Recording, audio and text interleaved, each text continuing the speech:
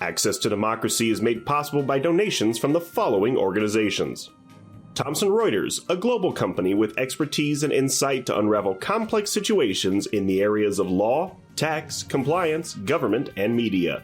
Their worldwide network of journalists and editors keep customers up to speed on relevant global events. Thomson Reuters, the answer company.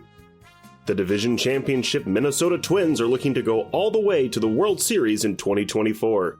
Bolstered by inspirational shortstop Carlos Correa, a healthy Brian Buxton, and rookie phenom Royce Lewis, plus a pitching staff led by Pablo Lopez and an outstanding bullpen featuring Johan Duran, the Twins are the best bargain in the major leagues, and Target Field is the best venue in baseball.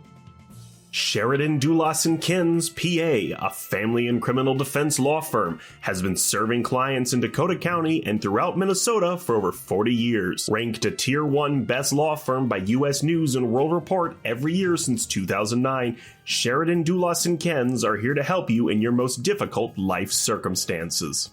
Established in 2007, 45th Parallel Spirits was among the first 50 micro-distilleries in the United States. Based in New Richmond, Wisconsin, all aspects of production occur at our facility. If you're interested in visiting and learning more about the 45th Parallel Distillery, please check our website and plan a visit to tour our facility and taste our spirits. Truestone Financial, with locations in Minnesota and Wisconsin, has proudly served its members since 1939. Truestone engages, educates, and supports its members to ensure they have the tools to empower their financial well-being. Truestone Financial, your neighborhood credit union. Learn more at truestone.org.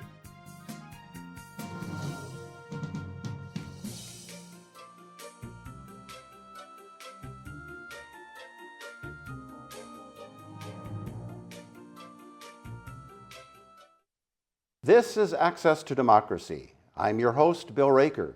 Welcome and thank you for joining us. Today, our topic, our theme, is about Minnesota's Future City Competition. And we're going to look at this topic from three different perspectives. First, we're going to speak with the state coordinator. Then we'll hear from a classroom teacher coach who's going to tell us about her experience and involvement.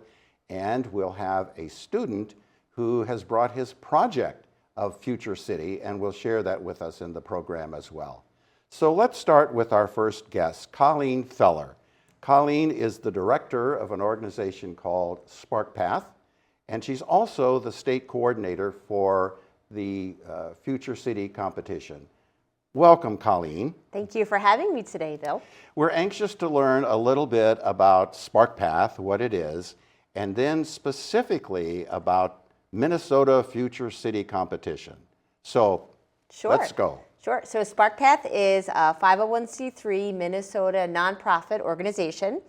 We have been around since 1999, and our mission is to offer academic competitions and enrichment programs in the form of field trips to elementary, middle, and high school students in the Twin Cities Metro and beyond. And so Future City is one of our academic competitions. We also coordinate the Spelling Bee, Knowledge Bowl, and then our field trip programs include the Young Authors Conference, as well as STEM Link and the Creativity Festival. Well, you have a lot to be responsible for, so we appreciate the work that you're doing in that area. Thank you. So let's get right into this Future City competition. Okay. Tell us about that program. How long has it been around, and what's the objective, and how does it work? Sure. So the Future City competition is a national program. It originated about 35 years ago in Washington, D.C. and Chicago. And then Minnesota jumped in about 25 years ago. So we're coming up on our 25th anniversary. And the purpose of the program is to expose students in middle school to the field of engineering, all different fields, civil engineers, electrical, mechanical. And it's kind of set up like a science fair. And so students work in teams at their school or within a youth organization like Scouts or 4-H. They work with their teacher and an engineer mentor to envision and design a futuristic city. And so they can be really creative. They can choose to remake the city they live in 100 years in the future. Or they can design a brand new city that exists on an island in the Pacific. Or they could design a city on the moon or underwater. We've seen all kinds. And so the students work for the whole fall semester, September to January, on various deliverables. They build a city model, which we'll see later. They write an essay, they do a project plan, and they do a lot of research. And then it culminates in a state competition where the students give a team presentation to volunteers who are engineers to decide our first place winner. And there's a theme that's assigned each year, I think, for this project. So what was the last theme and what's the future theme? Sure. So every year there's a theme related to sustainability in a city. And so past themes have included green energy, protecting water, use of aggregates, developing a city that's age-friendly. And next year's 2025 competition is about floating cities. The theme is above the current, and the students are challenged to design a futuristic city that floats, that also keeps their citizens healthy and safe and active. And so what's your role in all of this as the coordinator for the state? Sure. So I'm the liaison with the National Future City Competition organization, which is headquartered in DC. There's about 40 regions around the country. And I work with the teachers in Minnesota who want to launch the program in their schools. And I also help the schools recruit a volunteer engineer mentor to help the students understand the engineering design process and the fields of engineering out there. I work with a lot of city and county engineers. So is this a statewide competition? It is, yep. It's open to any school in the state, public, non-public, homeschools, again, youth groups. So we cast a wide net. So if there's a school or an organization out there that wants to participate in this program but is not currently affiliated or enrolled, what do they do? Well, they visit futurecity.org/Minnesota. Which we should have on our screen. Yep. They can call me or email me, and I can connect them with teachers who have participated in the past if they want to learn more, and I can help them find a volunteer mentor to come out to their school. And how many schools or organizations currently are participating here in Minnesota? Yeah, we usually have about 30 to 40 each year. And the sequence of events is there's the essay competition where the students describe the city that they're going to design, and then there's a judging of that. And then there's the competition where the students come with their models and talk about the construction of the models and explain how it works. So tell us a little bit more step by step about that whole process. Sure. And how someone wins. Oh, yep. So the teams start their work in September as soon as school starts. And the first thing they do is come up with a vision, a design of their city. They decide where it's going to be located, what the geographic features are, the problem they want to solve to make it a great city. And during the course of September and October and November, they're developing their essay, they're addressing the theme, they're collecting recyclable materials for their city model, they're developing a project plan so they can figure out how to get all this work done by January. And it's a lot of team meetings. The students meet after school, sometimes during the school day, at least once a week to work on their project. And they submit their city essay right before Thanksgiving. They submit their project plan, which is 4 parts, over the course of the fall and winter. And then the competition culminates in we call it the regional competition, because we have had schools from Western Wisconsin and North Dakota join us. So the regional competition is towards the end of January. For the past several years, Dakota County Technical College has hosted us. The students bring their tabletop city models, and they're prepared to give a 7-minute presentation, and they do a Q&A session with the judges. And so local or regional winners then go on to a national competition. Correct. Our first place winner wins a trip to Washington, D.C. in February during Engineers Week to compete at the national level. Has Minnesota ever had a national winner? Twice. Twice? In 2006 and 2002. And the students who win first place win a trip to space camp.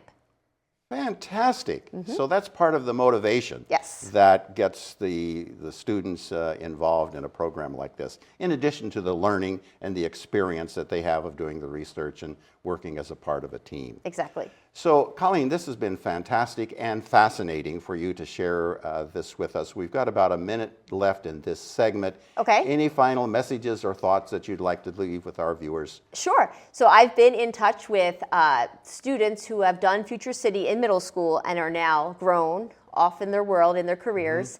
And they still talk about Future City. I've had judges volunteer to come back who are now engineers who've gone through Future City.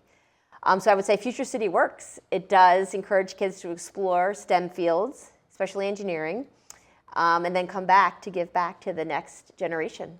That's exciting to hear that there is follow-through and that there is success that follows on after the experience of participating in the Future Cities competition.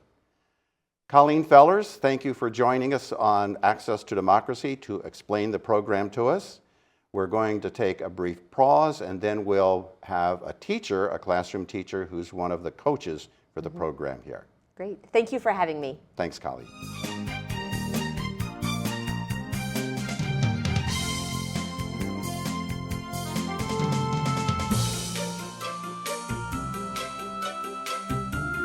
Here on Access to Democracy, we're continuing our discussion about Minnesota's Future City competition. And we're going to be talking now with Theresa Back, who is a teacher at Highlands Middle School, where she's been a teacher for 30 years. She teaches 6th grade reading, and she's also a coordinator for the gifted and talented students in the program. And she's going to share with us what her role and experience is in being a classroom teacher coach for the Minnesota Future Cities competition.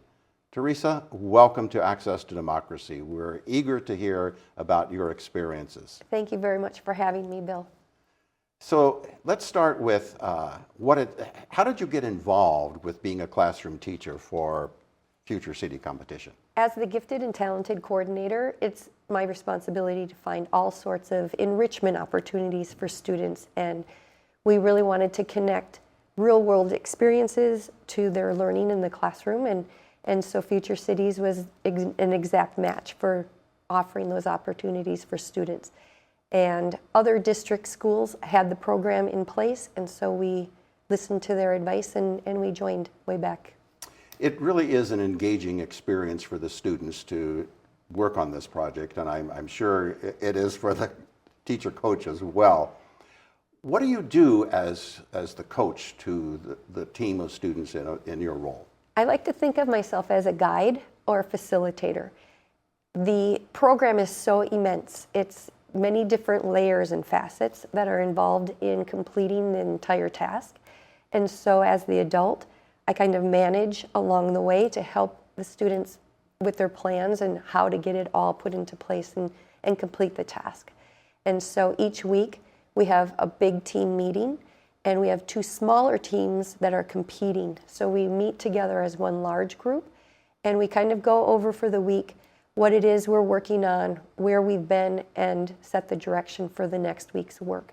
And so that's from September all the way through mid-January that we're meeting every week to touch base. So that's how you keep the whole project on task Yes. and on time, and getting everybody involved and getting everything done according to schedule. Yep, so I'm just guiding their thoughts, their ideas, their creations.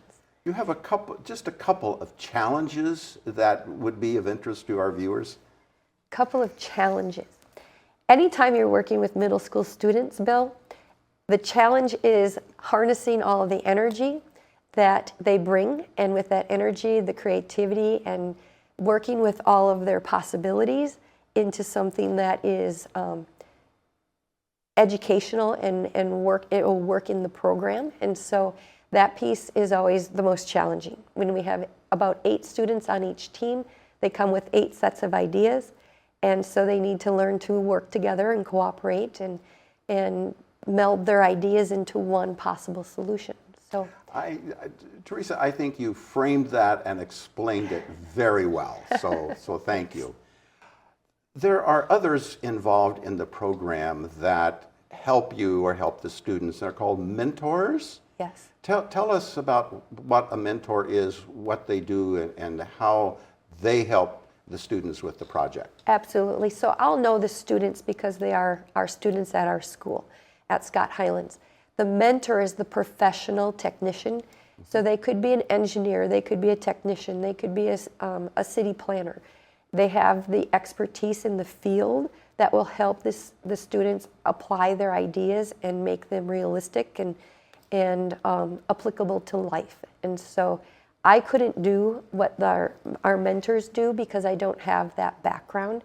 And so I rely on our mentor to give us the direction and to help the students think through the engineering process of what their ideas are and how they can bring that to fulfillment. So tell us a little bit more about what the learning objectives are for the students in this program. At the heart, I think it is an engineering program. So we're learning about all the disciplines of engineering. We're learning about how civil engineers need to be working with the electrical engineers and the mechanical engineers and the city planners to plan and build sustainable cities. That's one piece, but that's not the only piece in Future Cities because our students are learning about research skills. They're also learning how to work together as a team. And in middle school, that's one of the biggest challenges, just coming together and learning how to manage that. So there's so many different layers of experience that the students are able to apply and learn from. So yeah, and it's a pretty complex learning experience. It's an exposure for the students to lots of different areas. You described, many of the engineering disciplines that are involved in a project like this. And these are secondary school students. I mean, they're not college students, Right. They're not senior high school students. They're at a very energetic and impressionable age where they learn from experience. And this is one of the ways that they do that. absolutely, and I think that's one of the beauties of this whole process is bringing in professionals and having them work in the field and work listening to their ideas and having them kind of bounce off ideas with the engineers or other people in the community. Sometimes we've taken field trips to the landfills or we've taken trips to the city government pieces. There's so many different parts of a city to explore, and so when we can find those connections and bring in professionals and connect with our kids, I think anytime our 11 to 14-year-olds are able to see how life outside of school can apply to them and their learning can enhance their background knowledge, and that's a beautiful thing. So how do some of the students react to being involved in this project? How do they react to? Yeah. I think some of them are wise beyond their years, and this allows them an opportunity to kind of explore their possibilities. And so they kind of take the reins and they're off on their learning. And some of the students are a little overwhelmed, especially at the beginning. The first year of being a member of this Future City team is quite overwhelming because there's so many layers and so many responsibilities. But I think that's the beauty of the kids working together as a team.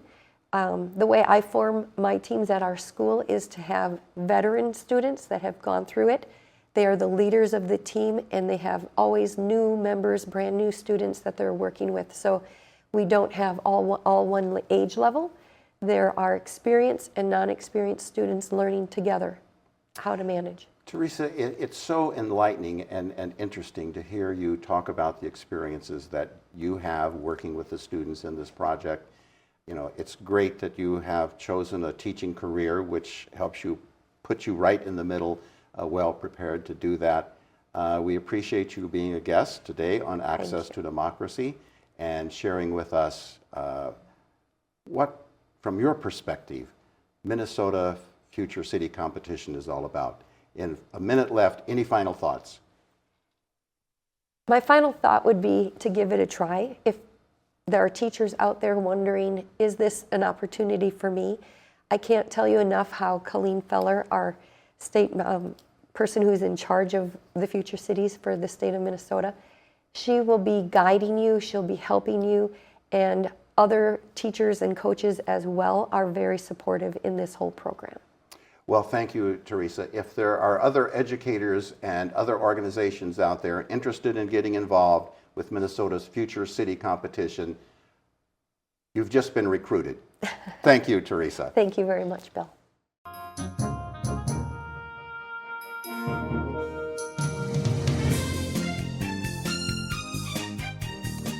Bill Raker, your host, back with you on Access to Democracy, third segment of our program today, where we're talking about the Minnesota Future City competition. We've heard from the coordinator of the state program, and we've heard from the classroom teacher who coaches and works with the student teams in building these projects.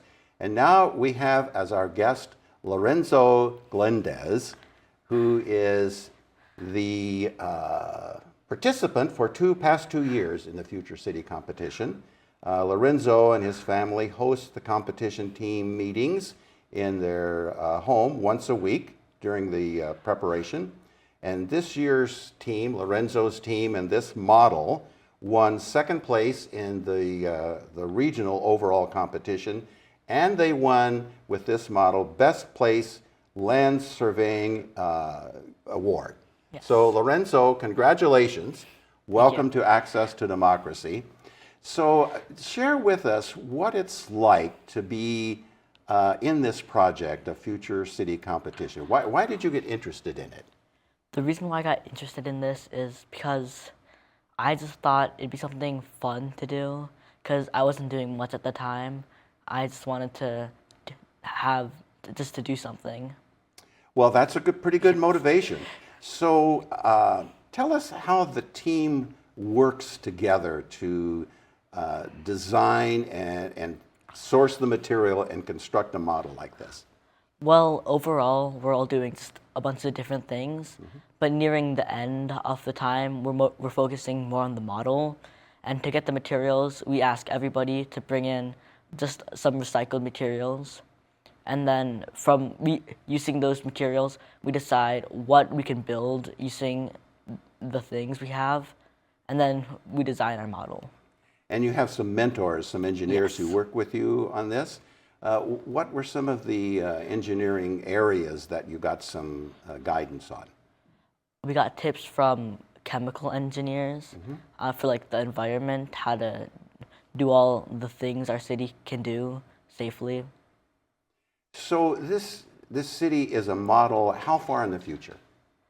About 150 years in the future. 150 years in the future, and this is what your team, based on research, you do a lot of research, Yes. don't you, to find out how to put all of these different things together so that they make some sense. It's not just something that is dreamed up that way, right? Yes. Yeah. So 150 years in the future. What was one of the biggest challenges that you and your team had in putting this together? I think just at the start, just getting along with each other, because in the past, some of us haven't always been the greatest friends. Well, that's part of being a middle school student, Yes. I think, isn't it? Yeah. How many members were on your team? Around 9. 9? That's a pretty big team. But you said each one kind of focused on a specific part of the essay and the model. Yes. Yeah. What part did you focus on in the design and construction of this model? I was Lorenzo? the main builder of the model. So I was the one who designed like the layout of everything, and also I chose what materials would be best to use. So you're giving some directions then to some of the other students Yes. who were working on the team, right? Yeah. How was your experience of being kind of a bossy supervisor? Well, I feel like for my first year, I was definitely not the bossy supervisor, but for the second year, this year, I really wanted to have, some order. I feel like sometimes I could have been a little much, but we got through it in the end. You did. You got Yes. successfully through it in the end. So when the project was all completed and your essay was judged and your presentation and model were judged, how did you and the team all feel about the outcome, the results? Most of us were all very, very happy because none of us have gotten that far before. it was a very great moment. Yeah. So, can you tell us maybe 2 or 3 of the things that you learned in this process, in the design and the construction and working in a team together? 2 or 3 things that you learned that maybe were most surprising or most important to you? Just the skill of gathering everybody's ideas and be able to use that, just to listen to everybody. Mm-hmm. So you think that experience and that learning is going to help you as you Yes. continue in your educational path and your career path. How has being engaged in this Future City project helped you to think about what you want to do in the future? Well, the Future City project, it gives a lot of things to do, and you can find joy in some of the other things, and you might not in the others, but I really like building the model and designing things, so that could help me see what I want to do in the future. So how long did it take you to let's talk about the phases. How long did it take you to research and design it? Well, the researching was all across the entire project, but the main part of researching, that was definitely the first few months. Mm-hmm. Oh, so months. Yes. And then once you had a design about what you were going to build, you had to find all of the materials, and I'm guessing you didn't invest a lot of money. No. It looks like you used whatever you could find and recycle and resource and reuse, which is a great message, right? We want all of our communities and our cities to be thinking that way. Once you had all of that done, how long did it take you to put this intricate model together? It took around a month and a couple more weeks, but the model was we spent more time on it, like the density of the time used. It was definitely more focused. Like we would meet several times a week instead of like, for say, when we were doing the essay, we would only meet like twice a week. Mm-hmm, mm-hmm, mm-hmm. And when you're working on this, do you have any occasions where you had to say to the other team members, no, we're going to do it this way? There was definitely a few times I did that. Maybe I shouldn't have done that, but I did do it. Well, no, it's part of leadership if it's done constructively, positively, and in the right way. What's the most unique feature of your city you have in this model, Lorenzo? Can you point that out to us? The most unique feature? Yeah. I really like the amount of recycled materials we used. I could point to almost everything, and I could say where that came from and how we got it. Well, you have a lot of stuff represented Yes. there. So you're trying to represent what this city would do for people of all ages. All diversity is included in your Yes. plan, right? Yeah. So working on this project, has this influenced you to want to be an engineer? Yes, actually. It has, huh? Yeah. What field of engineering do you think you're going to pursue at this stage? You know, it might change as you continue to pursue your education, but right now, what kind of an engineer would you like to be? I think one of the most interesting types of engineers we learned about was the medical engineers, because we had to design a futuristic healthcare plan. Oh, interesting. Yeah. A medical engineer. What kind of courses do you think you have to take to become a medical engineer? I actually really don't know. You don't know that yet. I don't Well, know. that's to be discovered and to be explored. Lorenzo, thank you for being a guest on Access to Democracy. And congratulations again to you and your team and to your teacher coach for the prizes that you have won in the competition. This has been Access to Democracy. Thank you for joining us.